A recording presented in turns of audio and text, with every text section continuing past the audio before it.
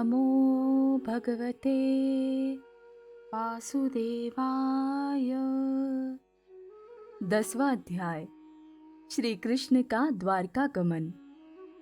शौनक जी ने पूछा, धार्मिक शिरोमणि महाराज युधिष्ठिर ने अपनी पैतृक संपत्ति को हड़प जाने के इच्छुक आतताइयों का नाश करके अपने भाइयों के साथ किस प्रकार से राज्य शासन किया और कौन कौन से काम किए, क्योंकि भोगों में तो उनकी प्रवृत्ति थी ही नहीं। सूत जी कहते हैं, संपूर्ण सृष्टि को उज्जीवित करने वाले भगवान श्री हरि परस्पर की कलाग्नि से दग्ध कुरुवंश को पुनः अंकुरित कर और युधिष्ठिर को उनके राज्य सिंहासन पर बैठाकर बहुत प्रसन्न हुए। भीष्म पितामह और भगवान श्री कृष्ण के उपदेशों के श्रवण से उनके अंतःकरण में विज्ञान का उदय हुआ और भ्रांति मिट गई। भगवान के आश्रय में रहकर वे समुद्र पर्यंत सारी पृथ्वी का इंद्र के समान शासन करने लगे। भीमसेन आदि उनके भाई पूर्ण रूप से उनकी आज्ञाओं का पालन करते थे। युधिष्ठिर के राज्य में आवश्यकता अनुसार यथेष्ट वर्षा होती थी। पृथ्वी में समस्त अभिष्ट वस्तुएं पैदा होती थी। बड़े बड़े थनों वाली बहुत सी गौएं प्रसन्न रहकर गौशालाओं को दूध से सींचती रहती थी। नदियाँ, समुद्र, पर्वत, वनस्पति, लताएं और औषधियाँ प्रत्येक ऋतु में यथेष्ट रूप से अपनी अपनी वस्तुएं राजा को देती थी। अजात शत्रु महाराज युधिष्ठिर के राज्य में किसी प्राणी को कभी भी आदि व्याधि अथवा दैविक, भौतिक और आत्मिक क्लेश नहीं होते थे। अपने बंधुओं का शोक मिटाने के लिए और अपनी बहन सुभद्रा की प्रसन्नता के लिए भगवान श्री कृष्ण कई महीनों तक हस्तिनापुर में ही रहे।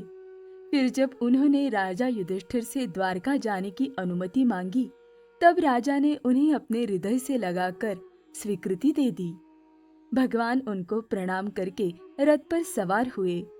कुछ लोगों, समान उम्र वालों ने उनका आलिंगन किया और कुछ छोटी उम्र वालों ने प्रणाम। उस समय सुभद्रा, द्रौपदी, कुंती, उत्तरा, गांधारी, धृतराष्ट्र, युयुत्सु, कृपाचार्य, नकुल, सहदेव, भीमसेन, धौम्य और सत्यवती आदि सब मूर्छित से हो गए। वे शांकपानी श्री कृष्ण का विरह नहीं सह सके। भगवत भक्त सत्पुरुषों के संग से जिसका दुस्संग छूट गया है, वह विचारशील पुरुष भगवान के मधुर मनोहर सुयश को एक बार भी सुन लेने पर फिर उसे छोड़ने की कल्पना भी नहीं करता। उन्हीं भगवान के दर्शन तथा स्पर्श से, उनके साथ आलाप करने से तथा साथ ही साथ सोने, उठने बैठने और भोजन करने से जिनका संपूर्ण हृदय उन्हें समर्पित हो चुका था, वे पांडव भला उनका विरह कैसे सह सकते थे। उनका चित्त द्रवित हो रहा था, उनका चित्त द्रवित हो रहा था। वे सब निर्निमेष नेत्रों से भगवान को देखते हुए स्नेह बंधन से बंधकर जहां तहां दौड़ रहे थे। भगवान श्री कृष्ण के घर से चलते समय उनके बंधुओं की स्त्रियों के नेत्र उत्कंठावश उमड़ते हुए आंसुओं से भर आए, परंतु इस भय से कि कहीं यात्रा के समय अपशकुन न हो जाए, उन्होंने बड़ी कठिनाई से उन्हें रोक लिया। भगवान के प्रस्थान के समय मृदंग, शंख, भेरी, वीणा, ढोल, नरसिंगे, धुंदुरी, नगारे, घंटे और दुदुम्बिया आदि बाजे बजने लगे।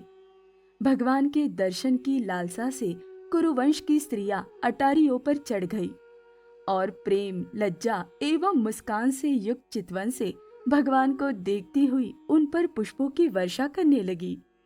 उस समय भगवान के प्रिय सखा घुंघराले बालों वाले अर्जुन ने अपने प्रियतम श्री कृष्ण का वह श्वेत छत्र, जिसमें मोतियों की झालर लटक रही थी और जिसका डंडा रत्नों का बना हुआ था, अपने हाथ में ले लिया।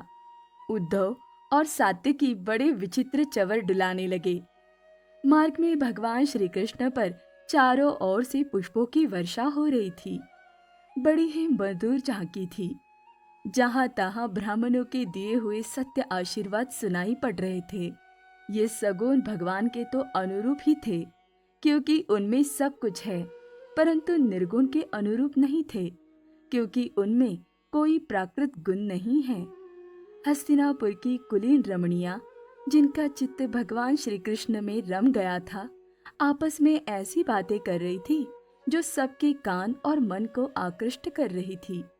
वे आपस में कह रही थी, सखियों, ये वे ही है सनातन परम पुरुष, जो प्रलय के समय भी अपने अद्वितीय निर्विशेष स्वरूप में स्थित रहते हैं। उस समय सृष्टि के मूल ये तीनों गुण भी नहीं रहते।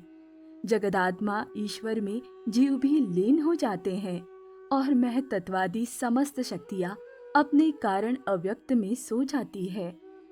उन्होंने ही फिर अपने नाम रूप रहित स्वरूप में नाम रूप के निर्माण की इच्छा की तथा अपनी काल शक्ति से प्रेरित प्रकृति का, जो कि उनके अंशभूत जीवों को मोहित कर लेती है और सृष्टि की रचना में प्रवृत्त रहती है, अनुसरण किया और व्यवहार के लिए वेदादि शास्त्रों की रचना की।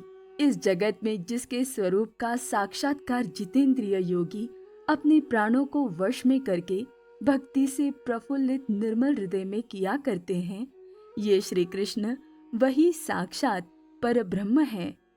वास्तव में इन्हीं की भक्ति से अंतःकरण की पूर्ण शुद्धि हो सकती है, योगादि के द्वारा नहीं। सखी, वास्तव में ये वही है जिनकी सुंदर लीलाओं का गायन वेदों में और दूसरे गोपनीय शास्त्रों में व्यासादि रहस्यवादी ऋषियों ने किया है, जो एक अद्वितीय ईश्वर है और अपनी लीला से जगत की सृष्टि, पालन तथा संहार करते हैं, परंतु उनमें आसक्त नहीं होते। जब तामसी बुद्धि वाले राजा अधर्म से अपना पेट पालने लगते हैं, तब ये ही सत्वगुण को स्वीकार कर ऐश्वर्य, सत्य, रुत, दया और यश प्रकट करते और संसार के कल्याण के लिए युग युग में अनेकों अवतार धारण करते हैं। ओहो, ये यदुवंश परम प्रशंसनीय है, क्योंकि लक्ष्मीपति पुरुषोत्तम श्री कृष्ण ने जन्म ग्रहण करके इस वंश को सम्मानित किया है। वह पवित्र मधुवन ब्रजमंडल भी अत्यंत धन्य है, जिसे इन्होंने अपने शैशव एवं किशोर अवस्था में घूम फिरकर सुशोभित किया है। बड़े हर्ष की बात है कि द्वारका ने स्वर्ग के यश का तिरस्कार करके पृथ्वी के पवित्र यश को बढ़ाया है। क्यों न हो, वहाँ की प्रजा अपने स्वामी भगवान श्री कृष्ण को, जो बड़े प्रेम से मंद मंद मुस्कुराते हुए उन्हें कृपा दृष्टि से देखते हैं, निरंतर निहारती रहती है। सखी, जिनका इन्होंने पानी ग्रहण किया है, उन स्त्रियों ने अवश्य ही व्रत, स्नान, हवन आदि के द्वारा इन परमात्मा की आराधना की होगी, क्योंकि वे बार बार इनकी उस अदर सुधा का पान करती है, जिसके स्मरण मात्र से ही ब्रजबालाएं आनंद से मूर्छित हो जाया करती थी। ये स्वयंवर में शिशुपाल आदि मत वाले राजाओं का मान मर्दन करके जिनको अपने बाहुबल से हर लाए थे, तथा जिनके पुत्र प्रद्युम्न, सांब, आम्ब आदि है, वे रुक्मिणी आदि आटो पटरानियां और भौमासुर को मारकर लाई हुई जो इनकी हजारों अन्य पत्नियां हैं, वे वास्तव में धन्य हैं, क्योंकि इन सभी ने स्वतंत्रता और पवित्रता से रहित स्त्री जीवन को पवित्र और उज्जवल बना दिया है। इनकी महिमा का वर्णन कोई क्या करे। इनके स्वामी साक्षात कमल नयन भगवान श्री कृष्ण हैं, जो नाना प्रकार की प्रिय चेष्टाओं तथा पारिजातादि प्रिय वस्तुओं की भेंट से इनके हृदय में प्रेम एवं आनंद की अभिवृद्धि करते हुए कभी एक क्षण के लिए भी इन्हें छोड़कर दूसरी जगह नहीं जाते।